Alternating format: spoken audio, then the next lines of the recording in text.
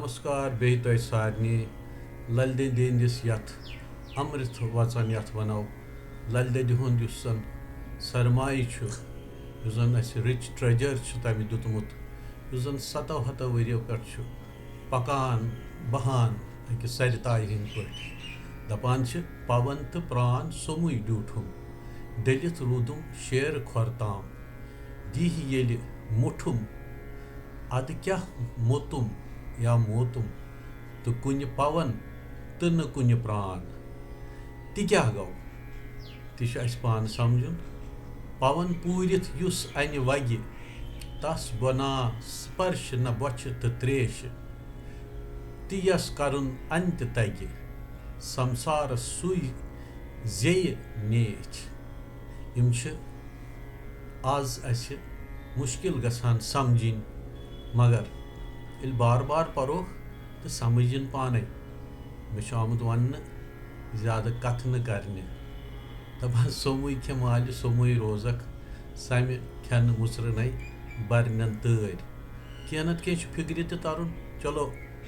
Musically बोजो यम गोड़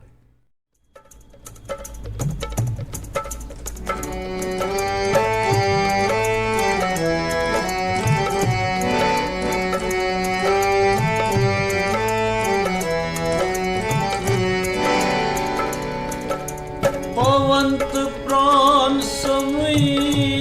ड्यूठुम दलित रूदुम शेर खोरताम पवंत प्राण समय ड्यूठुम दलित रूदुम शेर खोरताम दीह येलि मुठुम अद क्या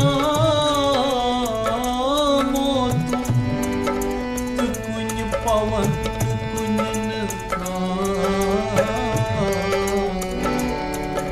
तो कुन पवन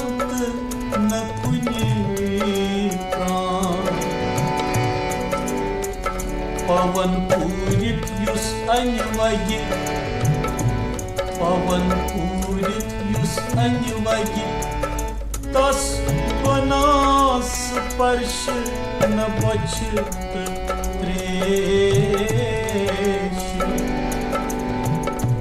यस करुन अंत तगि संसार सुई यस करुन अंत तगि संसार सुई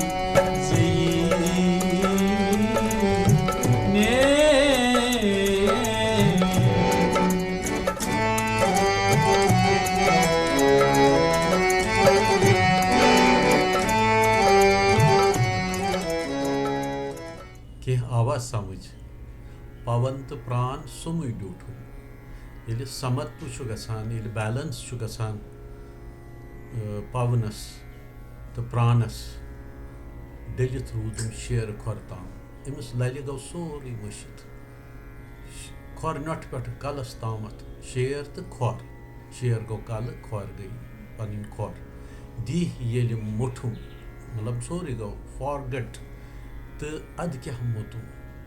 यह मजरा पानस मज तो कुन पवन तो न कुन प्राण जान कहें यह समाधि हज अवस्था इस प्राणायाम सतन अचीव कर दपान पवन पूरित युस अन वगि गो अमिच साधना कर अथ पत पे पकि तस बना स्पर्श बछ तो त्रेश बछ तो त्रेश तो तमिस स्टिल गसान दपान कूर्मा नाड़ी युस जन शुशनोर अत टाटाइज शक्ल अत पे युस ध्यान कर तो यह पतंजलि योग सूत्रस मज वर्णित कि तमिस न बछ लगान तो न तमिस त्रेश लगान तो सोर्स ऑफ एनर्जी या सोर्स ऑफ सर्वाइवल आसान तेल पता छो न कहें छो न पता मगर यमन पता आसि तिमन मोन प्रणाम यह हिरण्य गर्भ सतन फीड गसान अख दीह युस जन मटीरियल फॉर्म इथन लुकन हुंद सह फीड गसान तम सत वो यह समझुन कोता जरूरी ती यस करुन अंत्य तगि फाइनली युस ये अचीव कर संसारस सुई जेनेच सु तथ संसारस मज इथी इथी नफर जीवन मुक्त वन जन जिंदे पान मुक्ति प्राप्त करान अही अमृत आय